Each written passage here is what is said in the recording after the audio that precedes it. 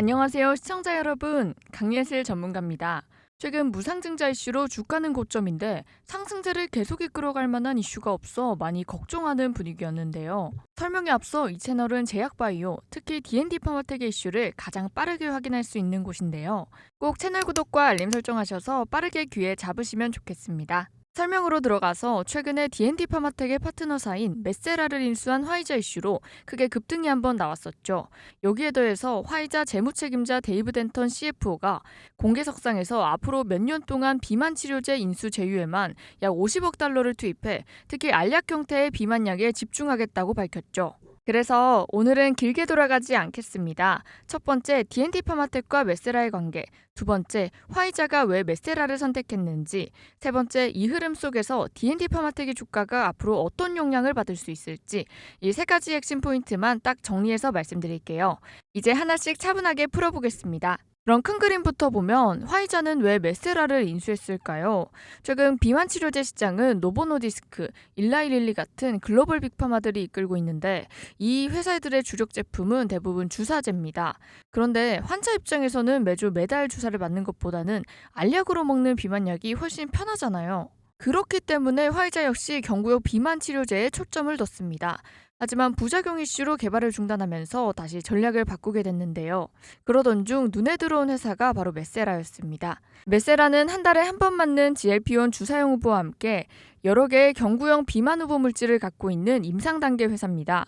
결국 화이자는 메세라를 최대 70억 달러로 인수하는 딜을 발표합니다.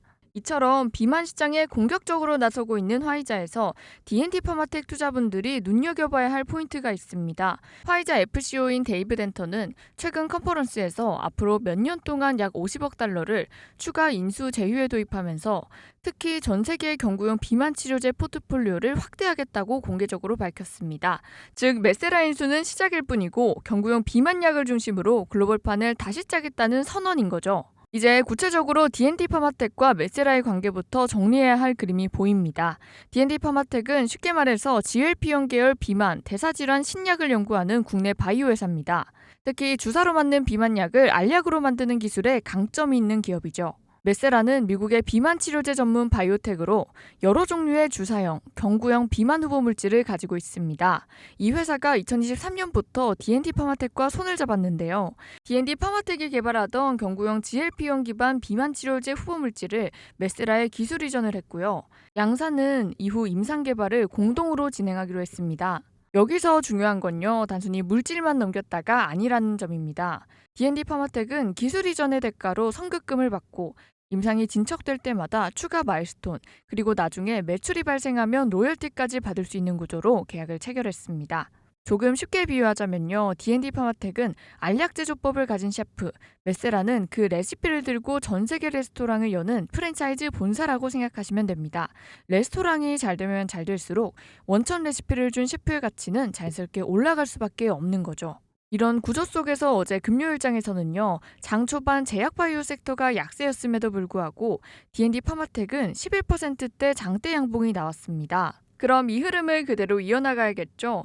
현재 D&D 파마텍이 넘긴 경구 후보들은 전임상과 초기 단계가 많은데요. 하지만 메세라와 화이자가 속도를 낼수록 1상에서 2상, 2상에서 3상으로 단계가 올라갈 때마다 D&D 파마텍에 들어오는 마일스톤의 규모와 시장의 기대치는 함께 커질 수밖에 없습니다.